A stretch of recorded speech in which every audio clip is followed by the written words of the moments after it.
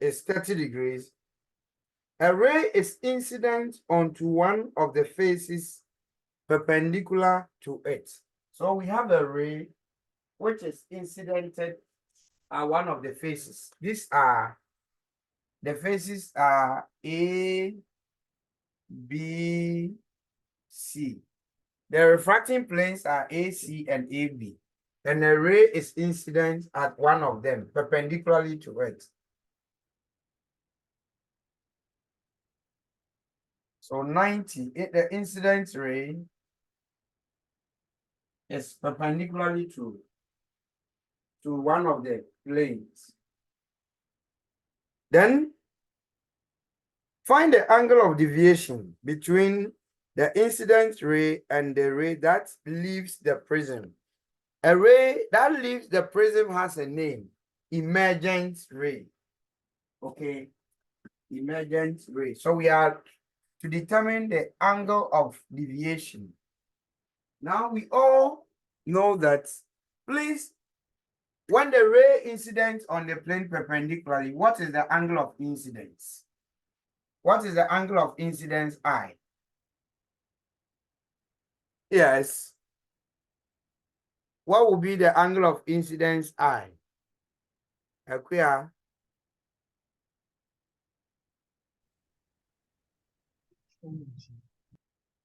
Akuya, what will be I?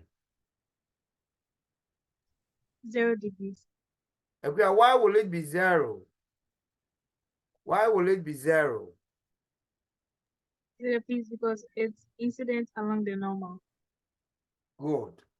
And it is the ray incident along the normal. Now, you know that whenever we are measuring angle of incidence, we take it to the normal. So once the ray lies on the normal, it means the two lines are parallel. The reason for which it is 0. Because this, if you don't clarify it, somebody may think the angle is 90. Okay. Now, when the ray hits the plane perpendicularly, it goes undeviated.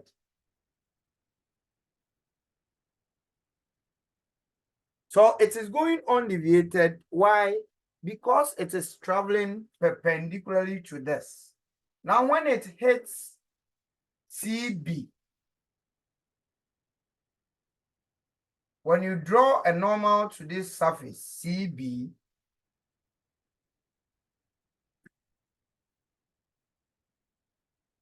because this time the ray isn't perpendicularly to this normal, it will deviate.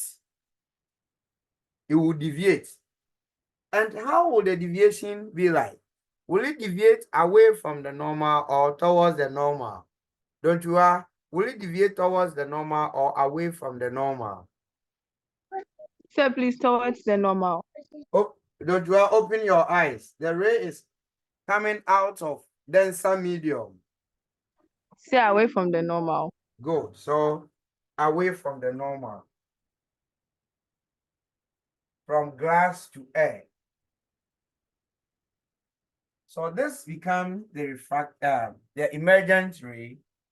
And so this angle becomes the angle of emergence, E. This is the second angle of refraction, R2, within the denser medium. Now, if I is 0, then R1 would also be 0 because the ray does not deviate. So, A being equal to R1 plus R2, we can therefore conclude that then R2 is equal to A.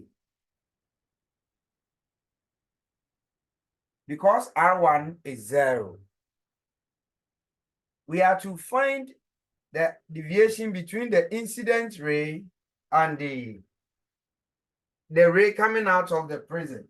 So when we extrapolate this line or extend this line, we have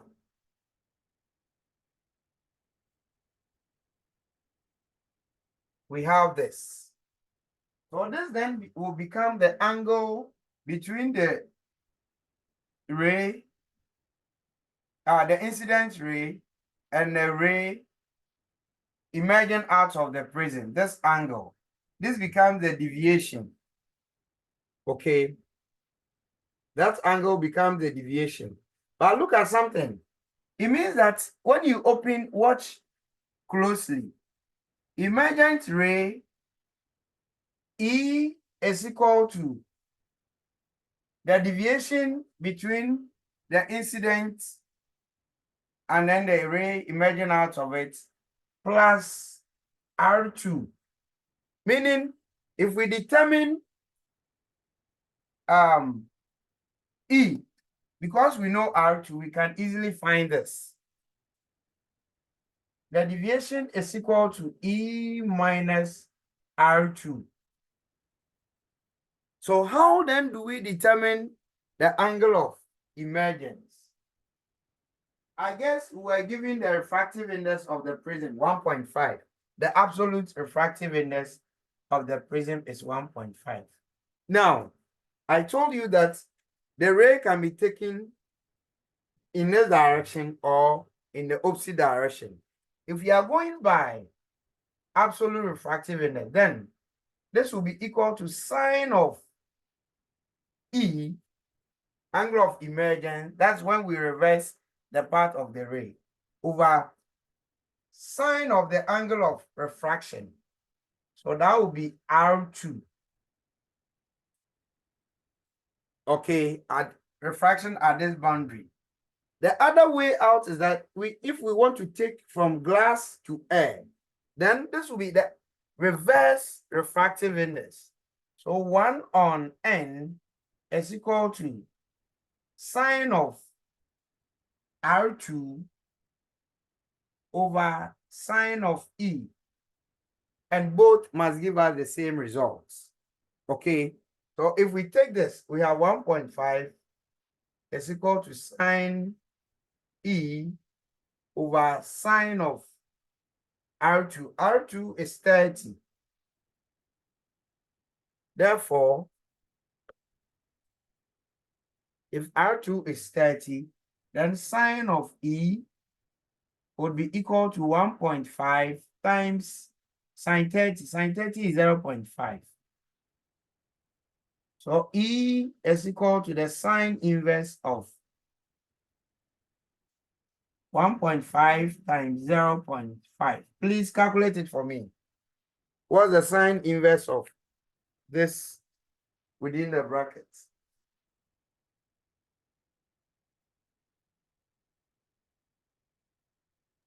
$48.59.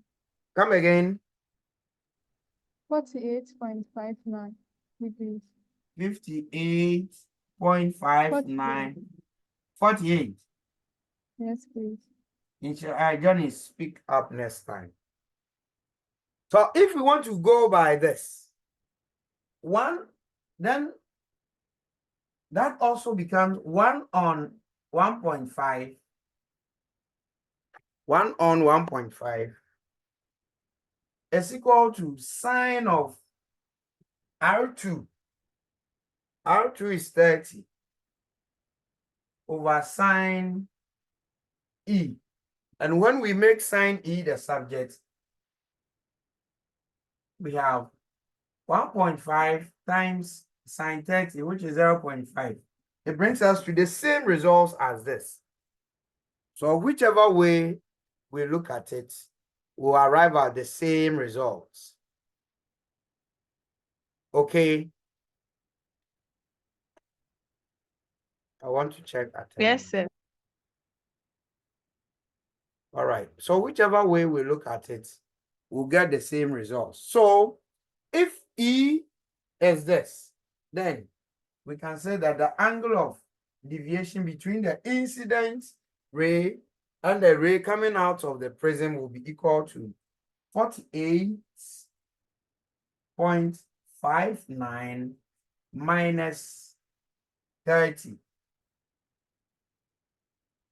And we'll have 18.59 degree. or total deviation within the prism, we know it's equal to I plus E minus E. So if I is 0 plus E is 48.59 minus 30, and the value is still the same. So beautiful to solve. All right. Class, is that okay? Yes, please. All right. Any question? No question. If no question, let's continue our journey on lenses. I want us to start at least SHM, because light is very broad, actually. Light and SHM are a bit loaded.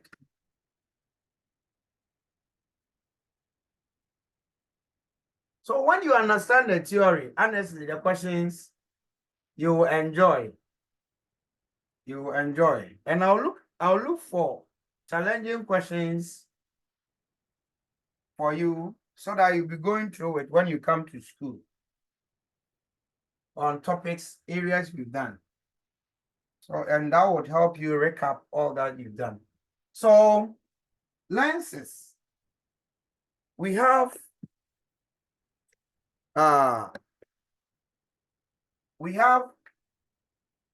convex or converging lens. We talked about the plano, and then the bi. Okay, so bi-convex lens, bi-concave, or divergent lens. Then we have the plano. The plano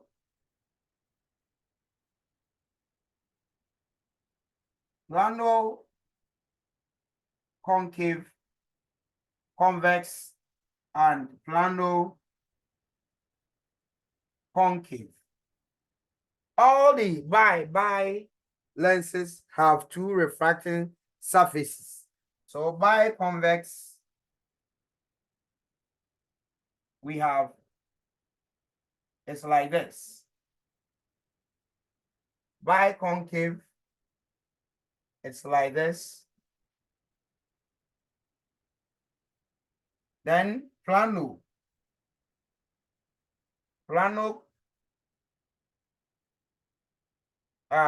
convex and plano concave.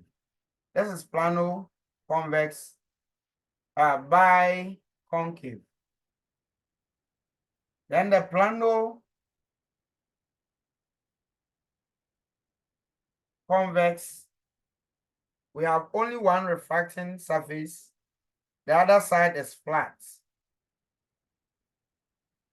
Plano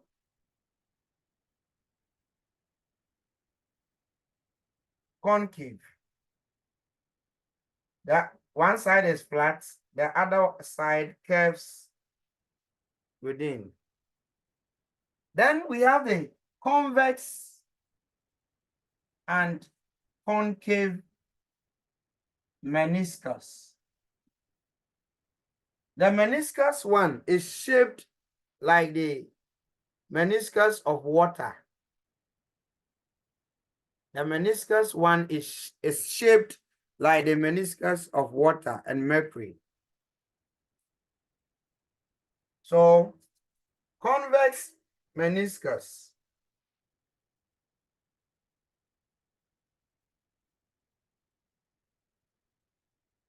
Here, it is shaped like this.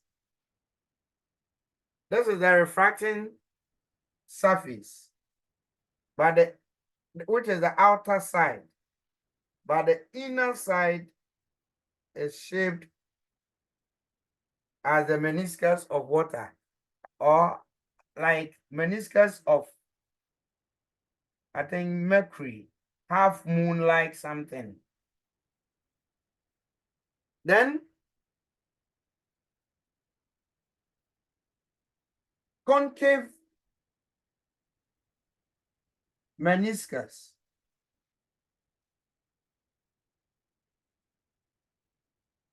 Yes, the refracting surface is shaped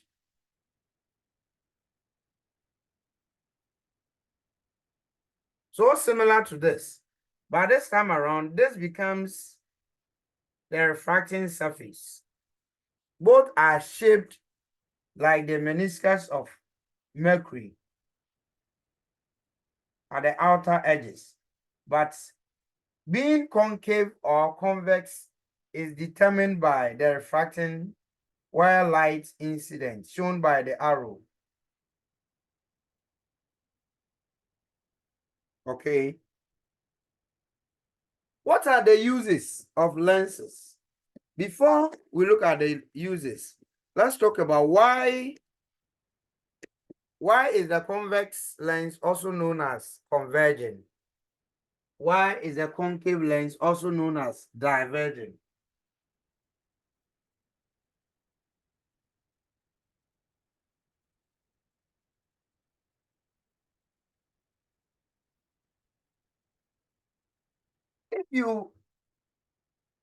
If we draw a biconvex lens, an incident beam of light at one side. So this is biconvex.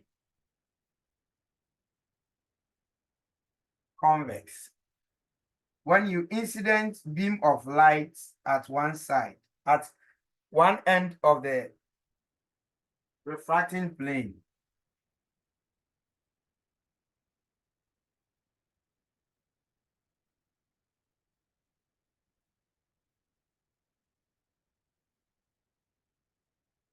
This one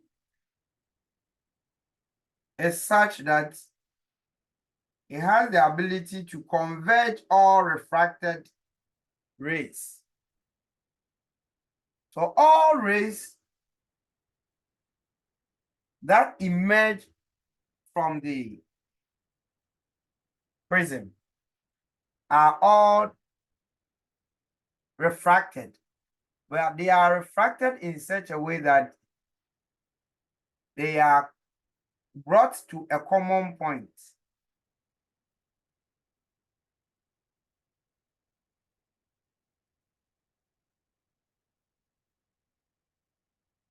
So all rays or parallel rays that passes through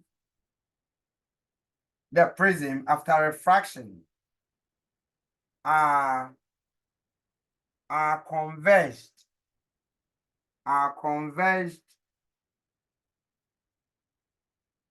at a common point known as the focal or principal focus.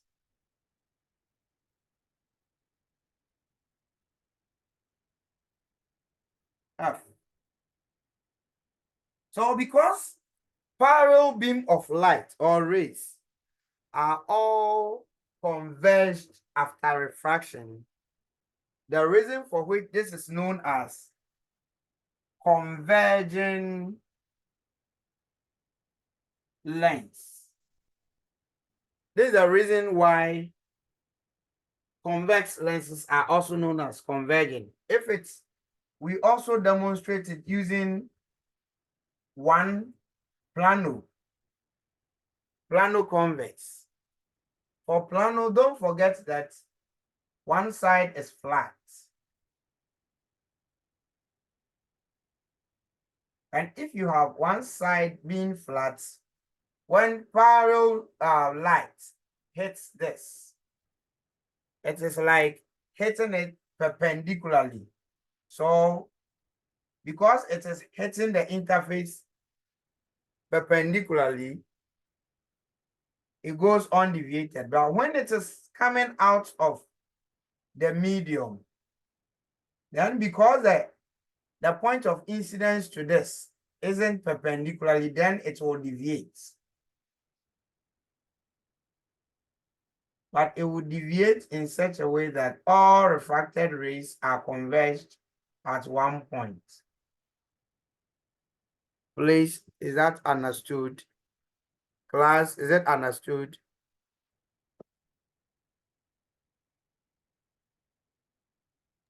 Yes, please. Now, the follow-up question is that why does convex lenses converge and not diverge? Why do they converge parallel rays? The explanation is that convex lenses behave like prisms, triangular prisms. So when we can divide this into prisms, triangular prisms like this.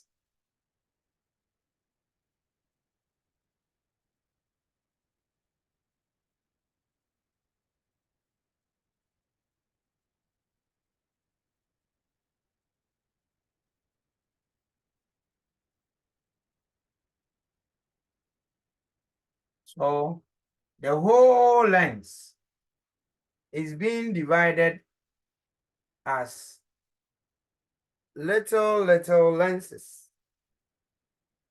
Now, triangular prism are such that when you incident light at one end,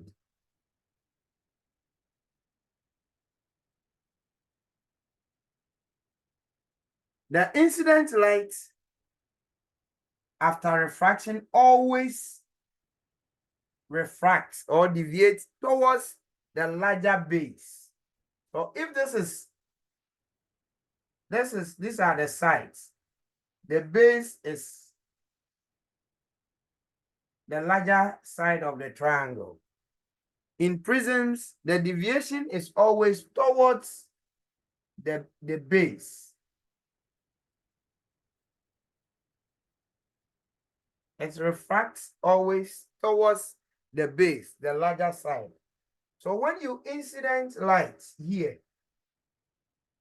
it would always refract within the prism towards the larger base. When another one hits this, it will always refract towards where we have the larger base. Now look at this one. Here the base, the larger base is upward. So when light is incident, it will deviate towards the direction of the larger one.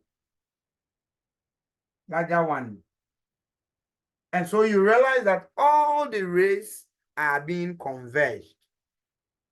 The reason for which this converges rays. Let's look at concave are also known as diverging. Why?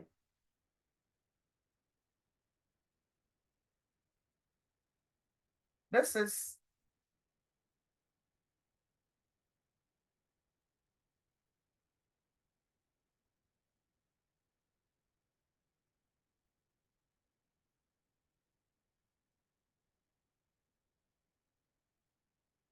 a concave lens.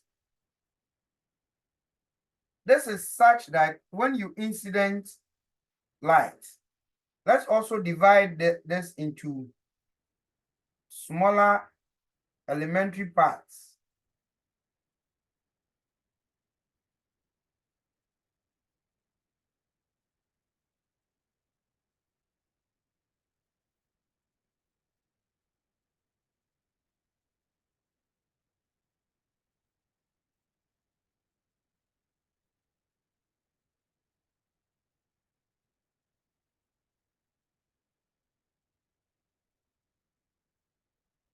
Now, when you incident rays that are parallel, the deviation of the light is always towards the larger base.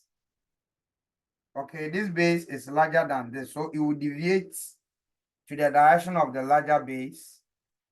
When this is incidented here, the same thing. When this hits this perpendicular, it goes undeviated. Now, when light hits this time around, this side is larger than this side, so it will deviate to that direction. It will also deviate to the larger base. Okay, so you realize that in this particular situation, the refracted rays are being diverged. The reason for which this is also known as diverging lens. So convex lens is known as converging lens, whereas concave lens is also known as diverging lens. Please, I hope that part is understood. Akuya, Dontua, and then the rest of you. Oye, Janice, Andre.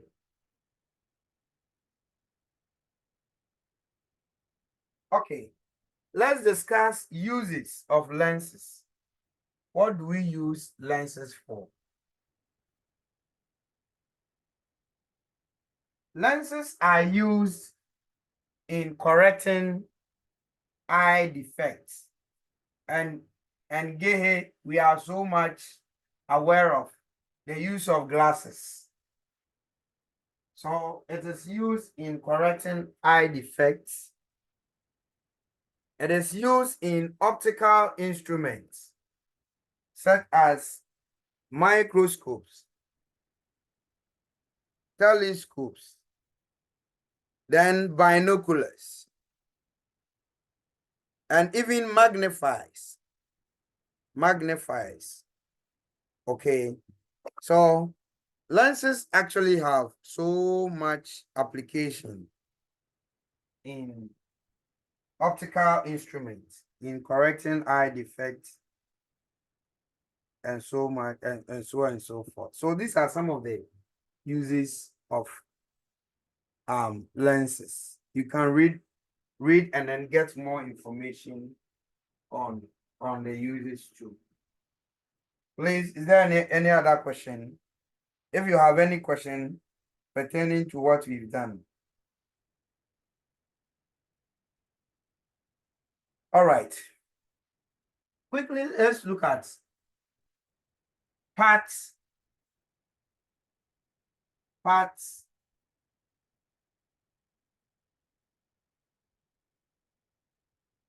of the optical lens. Just as we saw in mirrors, the width or the size of the lens, whether concave or convex, A or AB, and we are talking about thin lenses. They are very thin.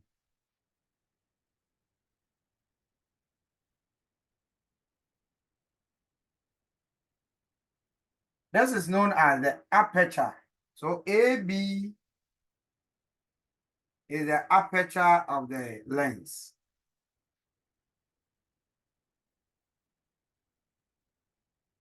Similar to mirrors. Then the center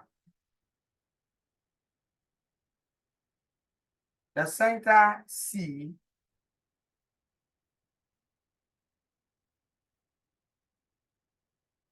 is known as the optical center. The center of the lens is known as optical center. Now, when the lens is drawn,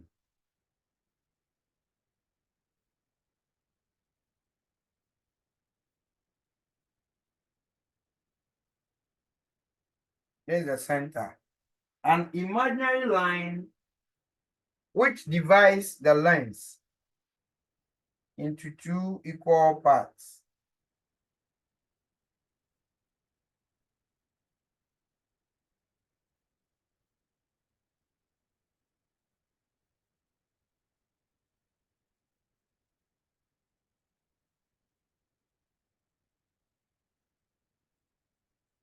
So, assuming this is an imaginary line dividing the lens or passing through the center, which seems to divide it into two equal parts, it's known as the principal axis. So OP is a principal axis.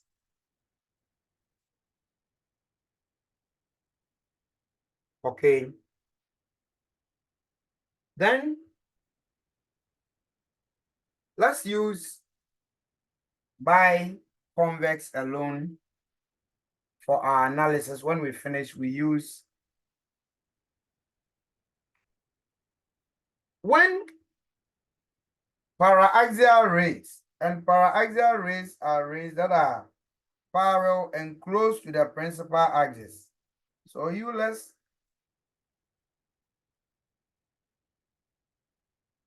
let's draw horizontal lines to represent paraaxial rays.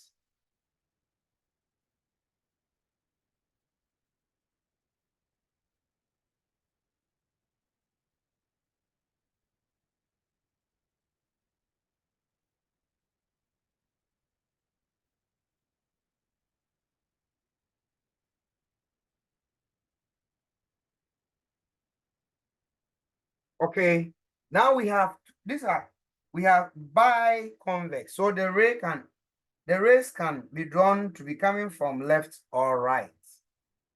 Now, after refraction, this converge lights to a common point. So all the light rays after refraction would converge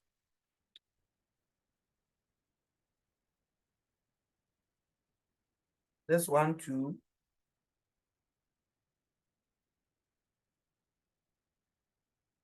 this one,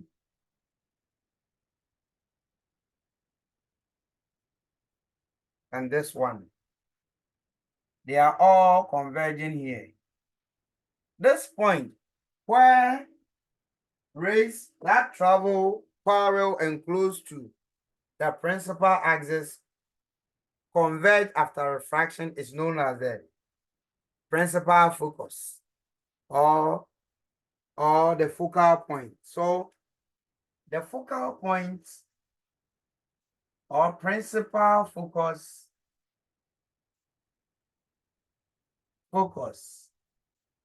or the focal point of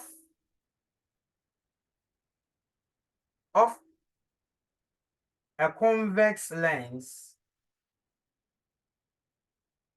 is a point on the principal axis on the principal axis where rays that are parallel and close to the principal axis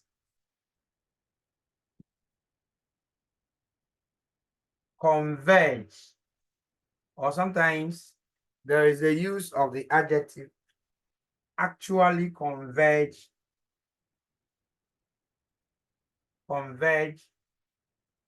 after refraction. Don't forget lenses refract, so after refraction. So the point on the principal axis, don't forget this point is on the principal axis. The point on the principal axis where rays that are parallel and close to the principal axis actually converge after refraction is known as the principal focus or focal point. Please, are you there? Are you there? There's no Yes, response from. yes, please. So technically, we said that rays that are close, that are parallel and close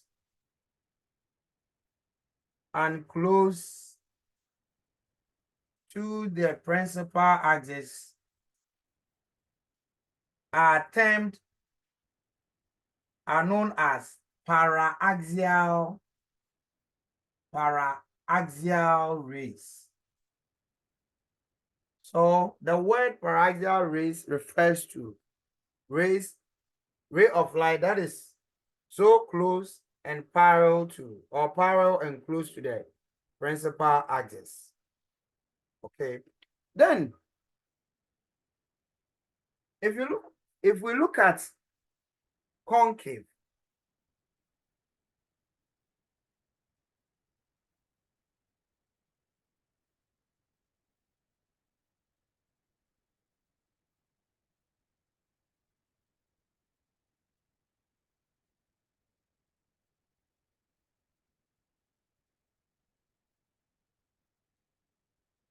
for concave, when we draw, let's draw the principal axis.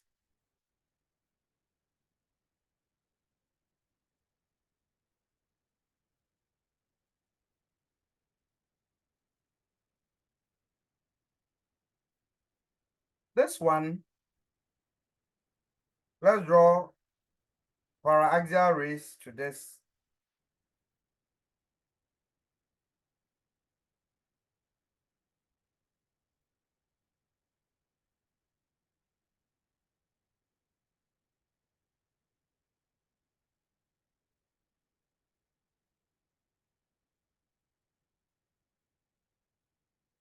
Now, before we continue with this, you see, because these are okay, biconvex lens have two principal foci. So because there is one refracting plane here and another refracting plane here, we have two principal foci for the bi. So this distance from the center to the principal focus, there can be the same measurement. So this is F, and this is termed as 2F. So 2F will come in when the incident rays are from the other end. So biconvex lenses have two principal foci. Okay, F and 2F. This one too also has the same, because there are two refracting surfaces. If we have only one refracting surface, we'll have one, not two. Take note. When we start applying it, you will understand so well. We'll apply it in formation of images. Now this one diverges rays. So when rays are emerging out of it, they are diverged. This one also diverges.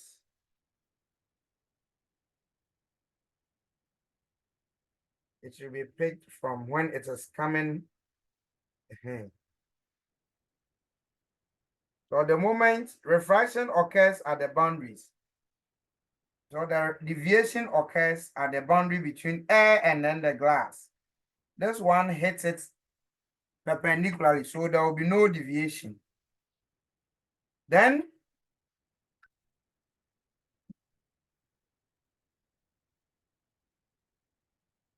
this would also deviate. Then this one.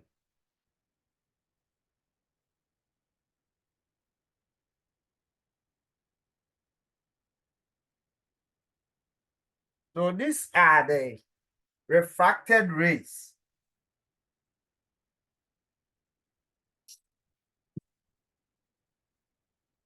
The refracted rays. The rays are diverged. Now, when I was drawing these rays, I just did not draw them, but I traced them to a point.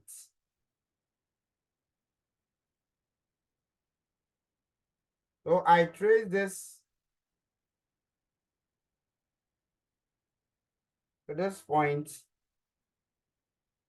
I trace this one to this point. I trace this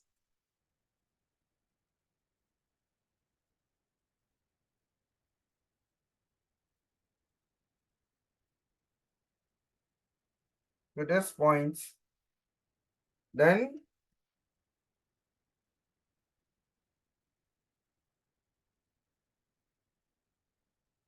so I trace all of them to a certain point. That point is the principal focus of a concave lens. So how do we define the principal focus of a concave lens? The principal focus of a concave lens is defined as a point on the principal axis where paraxial rays, okay, or where rays that are close and parallel to the principal axis appears to be diverted from. So you see, these are the diverted rays. These are the diverted, but they all appear to be diverted from this point. And that point where paraxial rays appears to be diverted from after refraction is known as the principal focus. So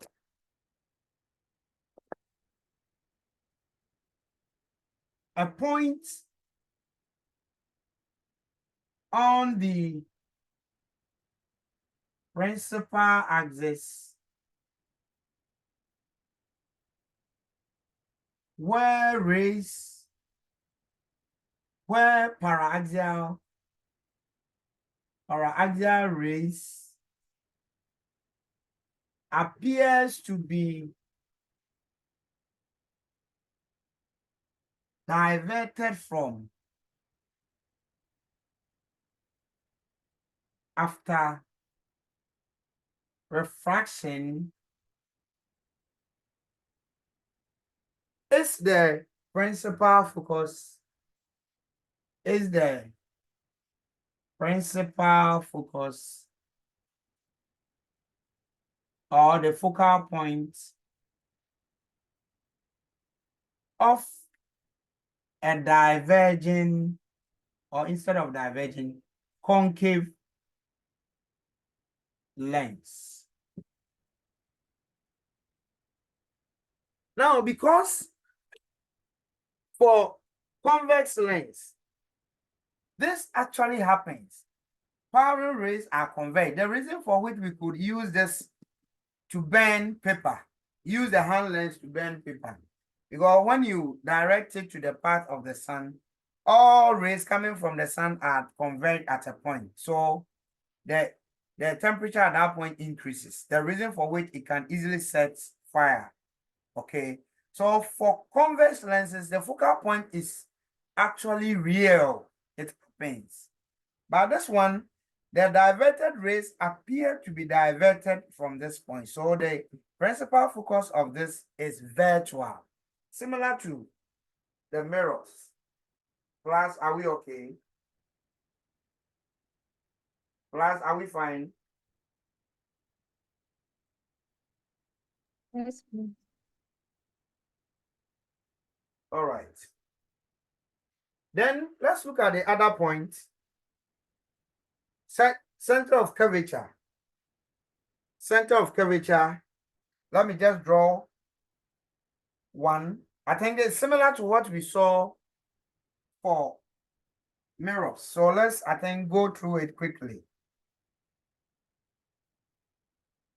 So if you are asked to define the principal focus of a lens, okay, this is just a lens. So for just a lens, we haven't been specific whether it is convex or concave. So we define the principal focus of a lens as a point on the principal axis where paraaxial rays actually converge after refraction or appear to be diverted from after refraction. So actually converge and appears to be diverted. Here you are combining both of them. Okay.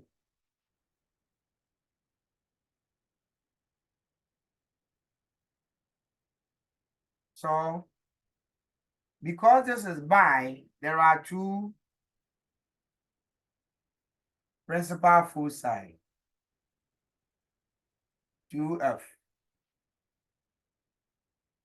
Then, so this is the point where paraaxial rays actually converge.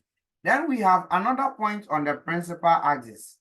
By here, this is a point where all rays that are incidenting on the lens at 90. Okay. Or when the ray, irrespective of wherever it is coming from, hits the lens at 90. After refraction, it will pass, take the same path, and either pass or converge at a point on the principal axis.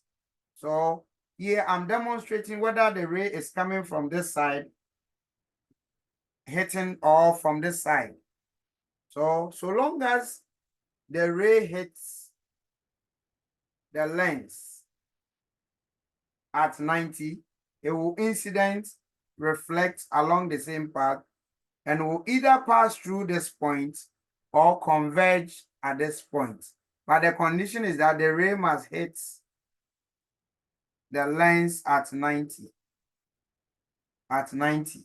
So we define this, the center of curvature, as a point on the principal axis where rays that incident on the lens normally actually either converge or pass after refraction. And this is represented by the letter C. Here too, because these are two refracting surfaces, we can equally have two center of curvature. Usually the difference is that we have F1, the first principal focus, then the second principal focus, F1, F2, then the center of curvature is represented by 2F rather. And it is represented by 2F because in mirrors, you saw that this distance is known as F. This distance is also F. And so from the lens to the center of curvature, this distance is 2 times f. The reason for which this is also indicated as 2f. Okay, so instead of it being represented as C in mirrors, here it is represented as 2f. Please, is that okay?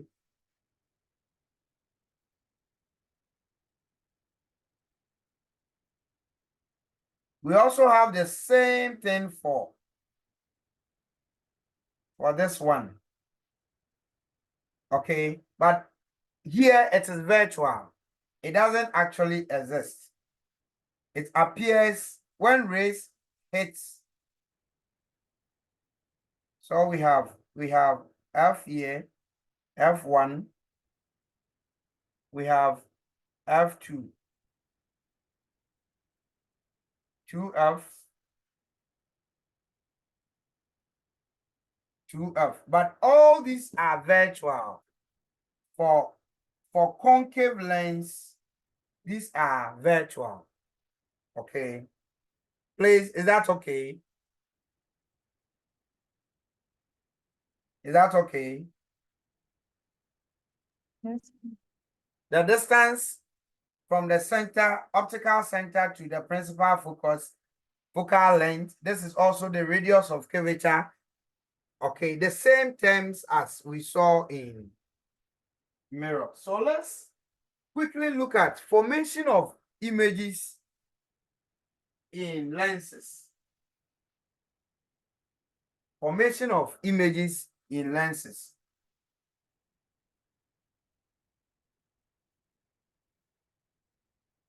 Because we've done mirrors, I think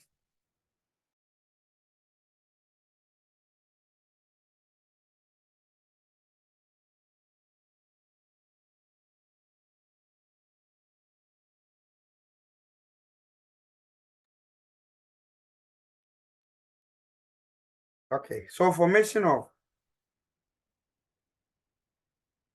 this, I'm coming in. I'm gonna buy data.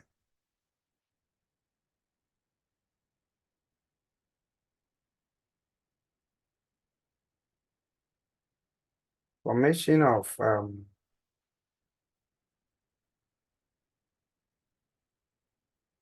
we'll quickly buying data.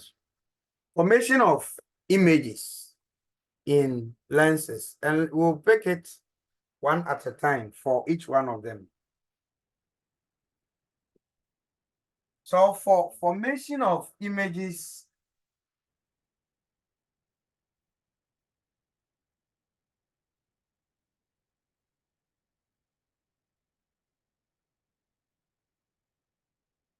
in lenses,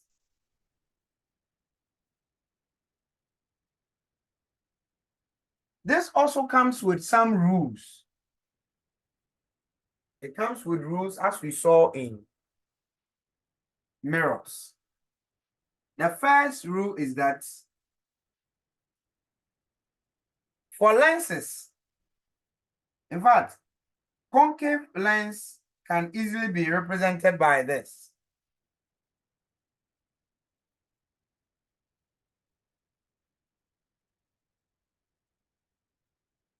So this line represents concave. Then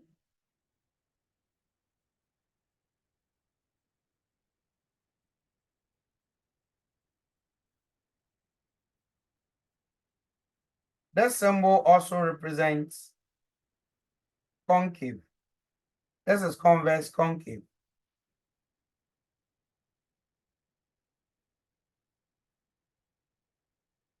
All right. So these are the sign conventions we'll be using for them. Lenses have very small aperture. So when I draw just this line, this is for concave lens. Principal axis. F1, F2.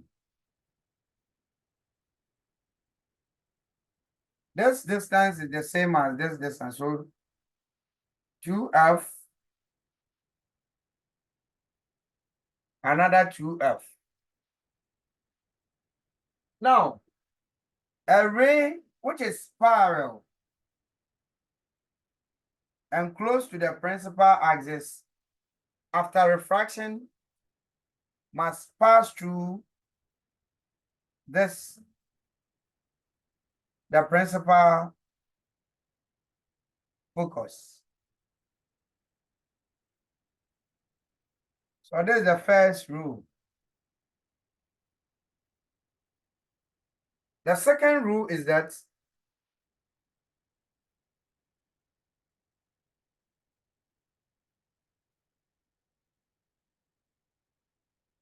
a ray of light, this is F1, a ray of light from or passing through the first principal focus after refraction must be parallel to the principal axis. So this is 1, 2. The third rule is that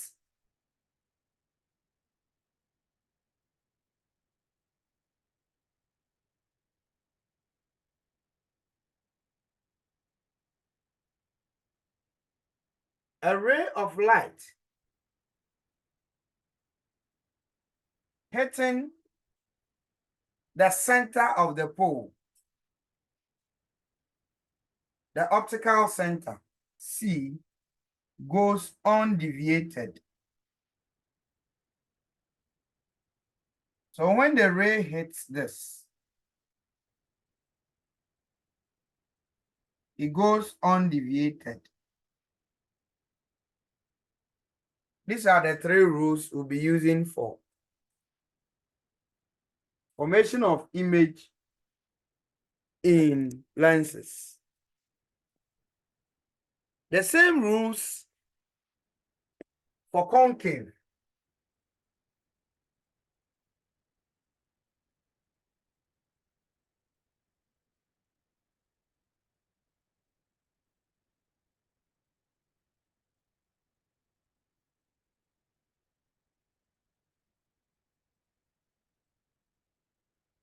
Let me shorten the aperture.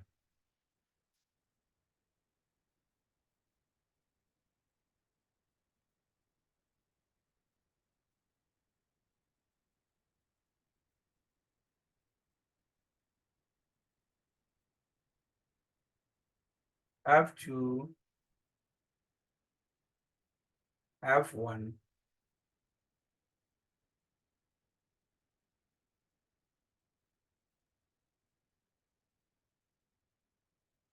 F. A ray of light parallel to the principal axis. This one diverges. But the diverted ray must always appear to be coming from this point. So let me clear it. Well, the diverted ray must always be traced to this point, the first principal focus. So the diverted ray appear to be diverted from this point.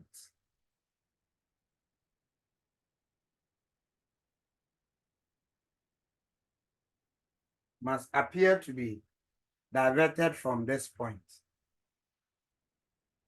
Then the second rule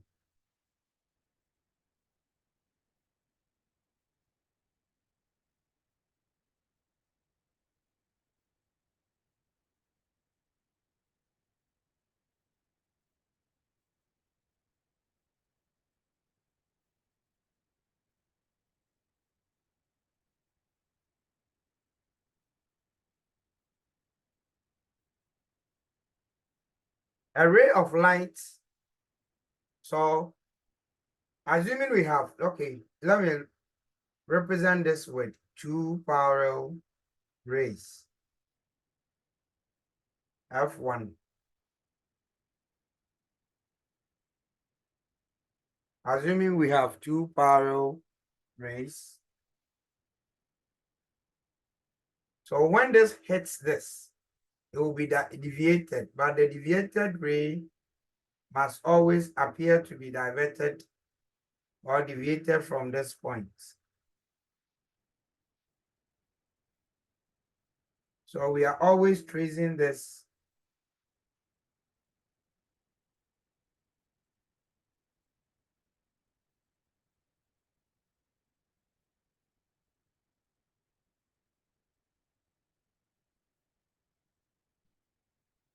In the same way, if you have a ray coming from wherever and passing through this, okay, this ray is coming from somewhere and then passing through this one. It has to be deviated. Okay, this has to, let me draw another one.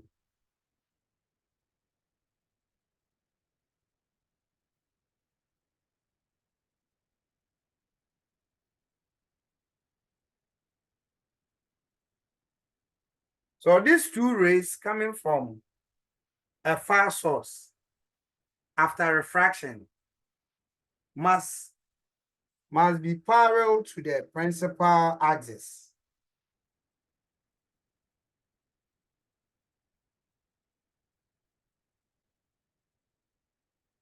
Okay. This must be parallel to the principal axis. It is the reversal form of this ray, the first one.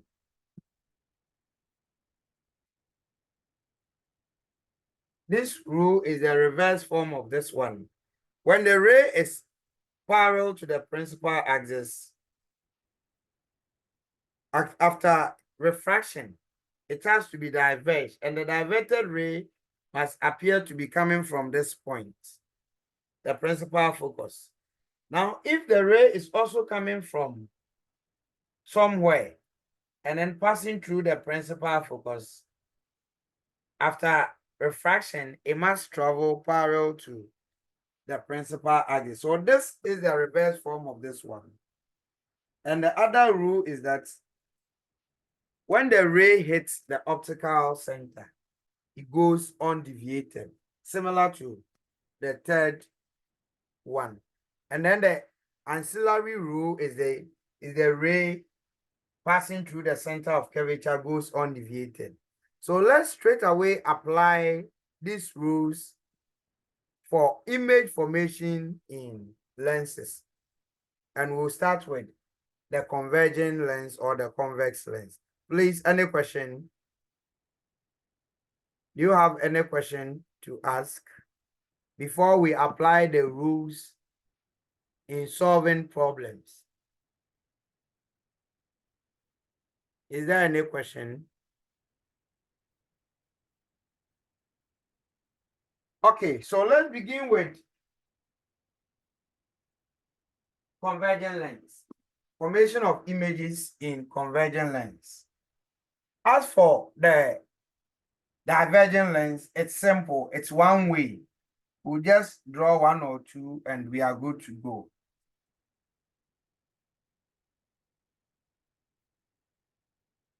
So the usual conversion is that draw a vertical line. This represents convergent lenses. Then the optical center is here. Draw the principal axis. Measure the focal length all measurements are taken from the optical center. So this one you have to use proper measurements. So assuming I'm using a focal length of 6, let me use 10 centimeter. 10 centimeter ends here. And another 10 centimeter will be here. Don't forget this is by. So F1. Yeah, let me take this measurement again. Oh, okay. This is 10.5. Let me measure 10.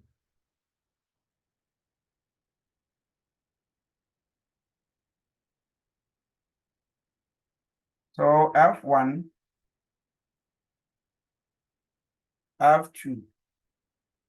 Then the radius of curvature.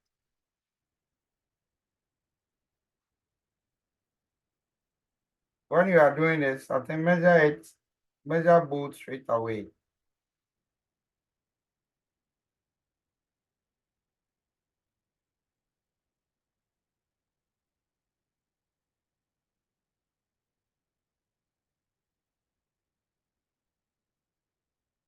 So this is 2F, another 2F.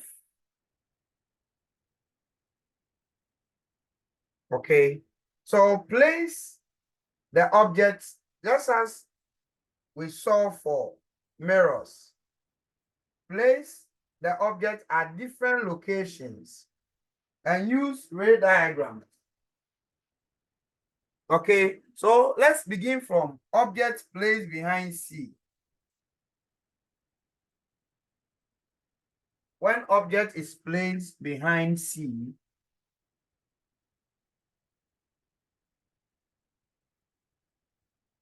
one, objects placed behind C, or 2F, rather. Here, this is 2F. Or object placed between infinity and 2F. So here we mean the object is here.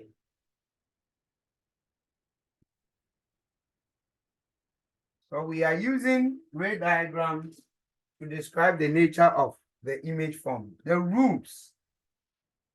We are going to apply the rules. A ray of light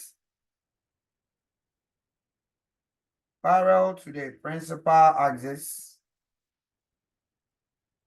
after refraction must refract or deviate through the second principal focus.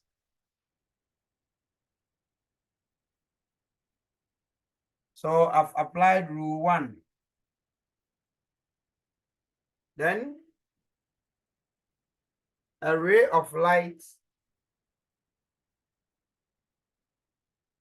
passing through F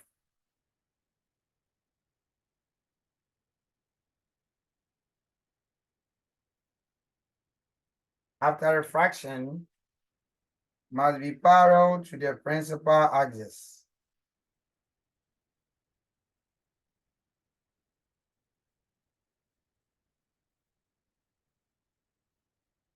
So the point where two refracted rays actually meet or appear to meet would be the position where the image will be formed. So this then is the image. I could have drawn this image by also using the third rule, that a ray of light hitting the optical center goes undeviated. And when I draw through the optical, it will just, okay. So let's then describe the nature of image formed here. What will be the nature of the image form? Yes, images. One, images Inverted. A, image is inverted.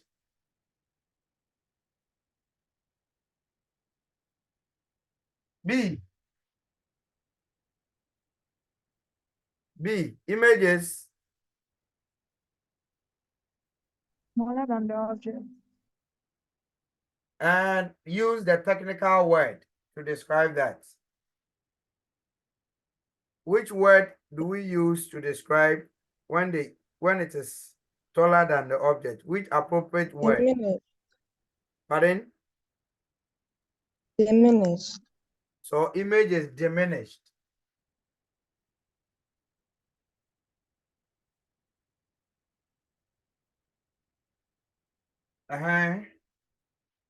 Is there a third description? Yes. Images. Images. Real. Image is real. Here a caution. You see, for mirrors, real images are formed at the same side as the objects. For lenses, for mirrors, real images are formed at the same side as the objects, and virtual images are formed at the opposite side of the objects. It is also the other way around when it comes to lenses. For lenses, real images are at the opposite side of the lens of the objects, and virtual images are at the same side as the object. In both situations, real images, when images are inverted, it means it is real. And when images are upright, it means it is virtual. We have the same situation here. Look here, this is inverted. Once it's inverted, then it means the image is real. Okay. Is there any other a fourth description of this image? A fourth description of this image. Okay, so here you need to discuss where the image is formed. The image is formed between the center of curvature and then the second principal focus. Image formed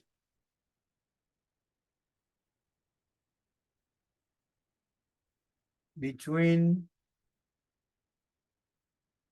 2F and F.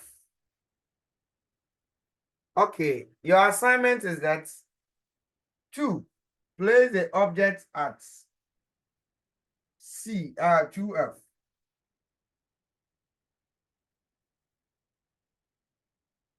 And use ray diagrams to describe the nature of the image. So within 5 minutes, quickly do that. Let's see.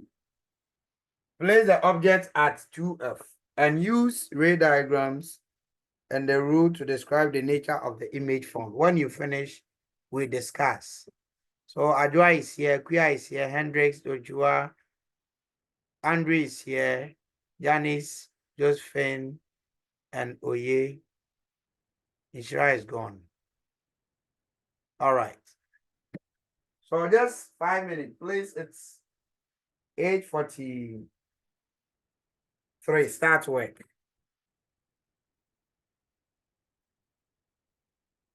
It's a single word, so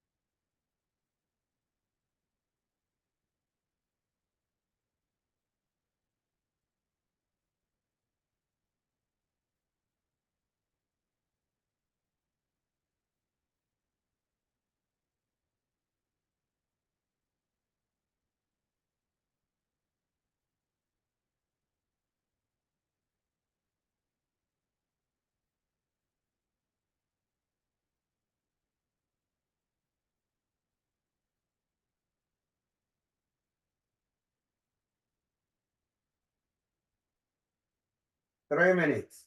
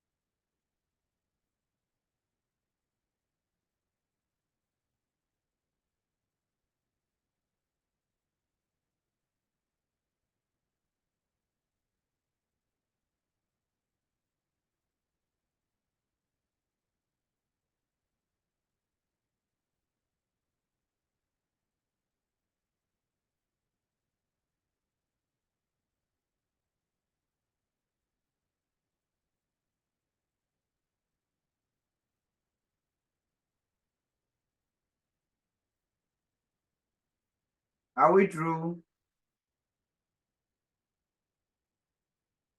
Hello, are you through?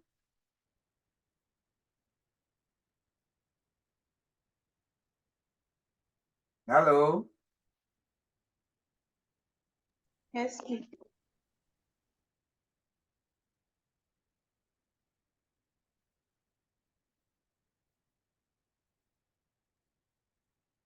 Okay, so let's discuss it so you can mark yourselves. Because I'm going to use the same measurement. I'll just clear the ray diagrams. Just the ray.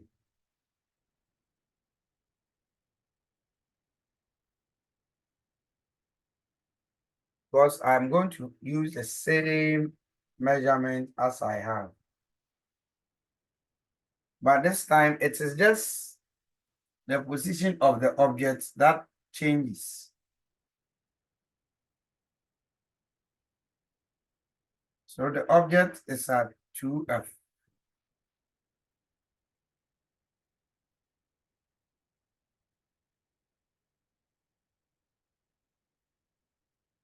So use the rules. A ray of light parallel to the principal axis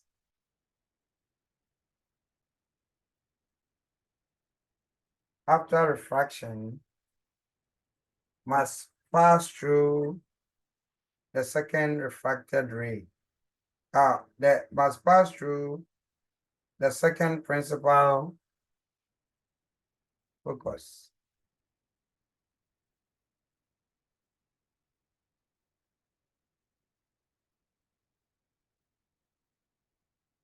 Then I can also use a ray of light passing through the optical center goes undeviated.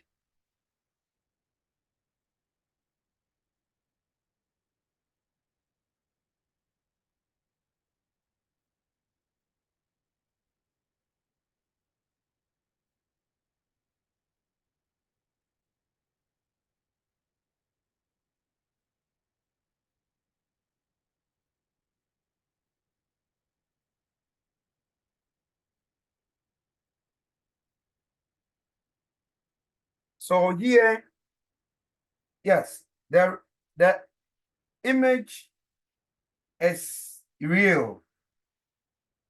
Once image is real, it will also be inverted.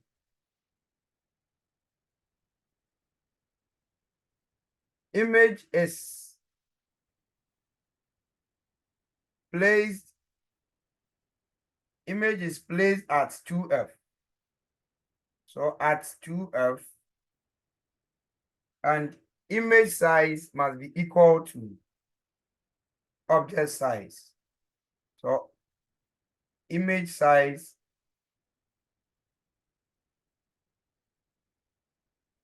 equals object size. So magnification is equal to 1. Now your assignment, before we look at what holds for diverging lenses is that place the object between F and C. So this time the object is here. Place it between F1, the first principal focus, and then the optical center. And use ray diagram to describe the nature of the image form. Start work. Please, if you are not getting it, let us know so that we go through it gradually to help you. Don't you? Is that okay?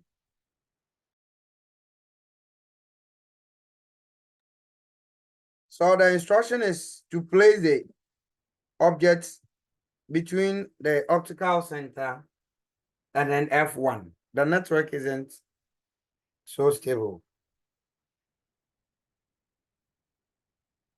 So I'm giving you 5 minutes to do that. Use ray diagram to describe it. Then we'll look at it.